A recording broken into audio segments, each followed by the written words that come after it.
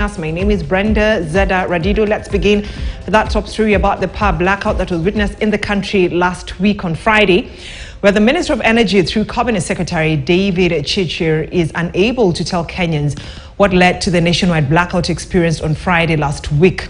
The CS and Kenya Power Board's engineer Joseph Siror have asked members of parliament probing the blackout to give them a further 12 days to allow their engineers to review data at their disposal to ascertain the cause of the blackout. Jasmine Murani reports.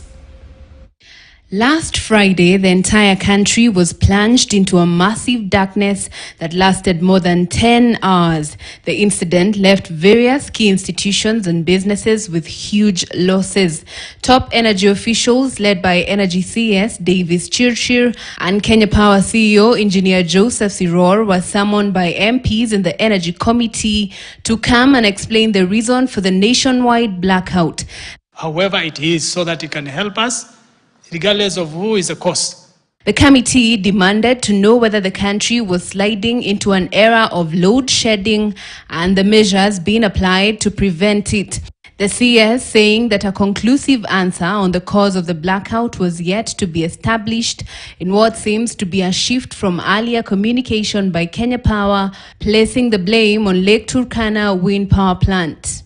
This is why we did say, give us some days for the engineers to conclusively confirm was the signal from this plant, reporting to that plant that switch yourself off because you are in danger, or did it automatically switch itself because there was an internal fault? And therefore we need to understand and use these data logs to confirm the sequencing of events and therefore be able to conclusively and professionally give a position that does not pull us down in line with the PPAs that we have committed to and respecting the investments that are in this country. And conscious equally of the losses that the country really underwent over that, not just a minor incident, but a major incident. The committee was adamant to know why thermal power plants did not step in to remedy the situation, despite being touted as the country's insurance against blackouts by the CS. In the recovery process, once the entire grid has collapsed, the best way is to find a system that is up and then use it to recover the rest of the system. In the past, we have always used the Uganda line. That is when the rest of the Kenyan system has collapsed. Then we use the UETCL link, the UEB, which comes to Lesos, and then we recover the rest of the system. But when this happened, that was not available, so we had to start systems right from the scratch, and that normally takes some time. And it's actually a very delicate process, Chair, that because as you bring more generation, you also have to add in a load that is equivalent. And at times when there is a mistake between, possibly you've brought generation to this level, but the next load you add possibly is more than you anticipated, it can again collapse the system. But those are some of the factors that actually caused the delay in terms of the length of time that it took for the entire system to be recovered.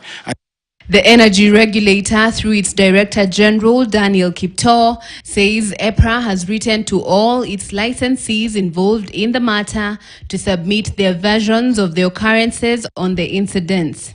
What we have done as a regulator, because we are an independent arbiter of our licensees, the generators are our licensees, the transmission companies are our licensee, as well as the distribution company.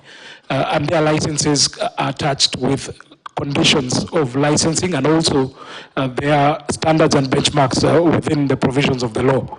So, Chair, from where we sit as a regulator today, we wish to request for more time, as has been pleaded to by the Cabinet Secretary. CS Chirchir is expected to reappear before the committee on the 13th of this month once the 12 days granted by the committee lapse to give a conclusive report on the outage.